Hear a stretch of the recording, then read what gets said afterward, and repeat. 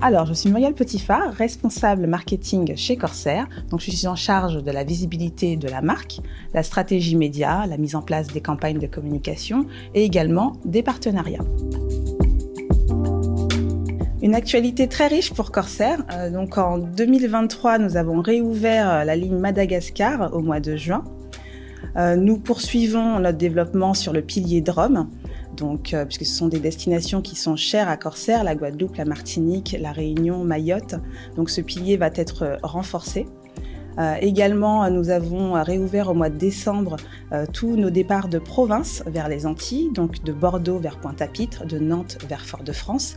Et nous poursuivons toujours donc annuellement les vols qui partent de Marseille-Lyon vers l'océan Indien.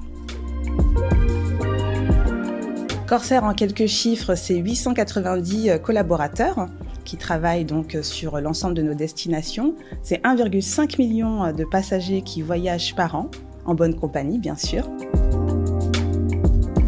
Nous poursuivons le renouvellement de notre flotte. Nous avons déjà reçu 5 nouveaux A330 Neo il y a quelques temps déjà et nous allons recevoir 4 autres Neo d'ici la fin de l'année. Donc ce renouvellement de flotte est très important pour Corsair puisque cela nous permet une montée en gamme considérable puisque la classe premium et business sont des classes de qualité. Nous avons d'ailleurs été élus meilleure compagnie de l'année au Travel d'Or pour cette nouvelle flotte. Donc c'est très important pour Corsair. Autre point, donc cette nouvelle flotte permettra de consommer beaucoup moins de carburant et également moins d'émissions de CO2 par siège. Et c'est un point quand même très important pour Corsair vu les sujets environnementaux qui existent aujourd'hui. Au sein de la compagnie Corsair, il est vrai qu'on travaille déjà avec des rhums très prestigieux puisque à bord de nos avions, nous servons des rhums prestigieux, exceptionnels, antillais et rayonnais. Et nous collaborons régulièrement avec des rhummiers lors de nos différents événements sur les Antilles notamment. Il faut savoir que pour Corsair, cette culture, le côté gastronomique est vraiment mis en avant puisque nous travaillons avec des chefs sur la classe business, donc sur les lignes de l'Hexagone et vers les Antilles. Donc nous travaillons avec le chef Mohamed Chek qui a gagné l'émission Top Chef en 2021 sur les lignes de l'Hexagone et avec Jimmy Bibrac, le chef Jimmy Bibrac, sur les Antilles. Nous sommes présents au Mondial du Rhum, donc nous aurons un stand. Nos équipes seront présentes, les équipes commerciales seront présentes et pourront mettre en avant les différentes offres de Corsair. L'idée, c'est vraiment de pouvoir parler de nous et donner envie de voyager en bonne compagnie. Les équipes seront présentes et pourront répondre à toutes les questions des personnes, aussi bien la cible B2B que B2C. Il y aura, je pense, une population très importante de corporate. On pourra répondre à leurs questions et leur proposer les différentes offres, puisque nous avons une offre qui s'appelle Corsair Pro, qui est spécialement dédiée aux entreprises.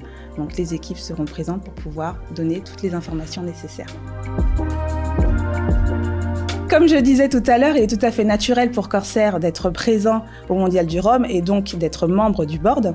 Il y a un point très important qui a été mis en avant lorsque nous a démarché pour ce partenariat, qui était de mettre en avant la jeunesse, de pouvoir vraiment ouvrir le métier, tous les métiers, de tout l'écosystème du rhum et tous les métiers qui tournent autour du rhum auprès de cette jeunesse. Donc vraiment leur montrer qu'il y a des possibilités dans cet écosystème. Et pour Corsair, c'est très important puisque nous avons vraiment à cœur de pouvoir nous mettre vraiment en avant. Petite anecdote, oui et non, c'est pas une anecdote, mais effectivement, la première fois que j'ai pu déguster, que j'ai eu l'âge de pouvoir déguster un rhum, c'était un rhum de Marie-Galante, puisque je suis Marie-Galantaise, un rhum Biel. 59 degrés, donc je l'ai senti passer. C'est par la suite que j'ai pu vraiment, on va dire, apprécier le rhum, puisque au début c'était un petit peu trop fort pour moi. Mais oui, étant Marie-Galantaise, j'ai pu apprécier assez tôt, on va dire, les rhums Marie-Galantais. Et ensuite, j'ai découvert tous les autres rhums petit à petit. Alors, bien entendu, j'ai découvert le rhum assez tôt, mais j'étais bien entendu majeure et le rhum, c'est toujours avec beaucoup de modération. Il faut le déguster et pas en abuser, surtout.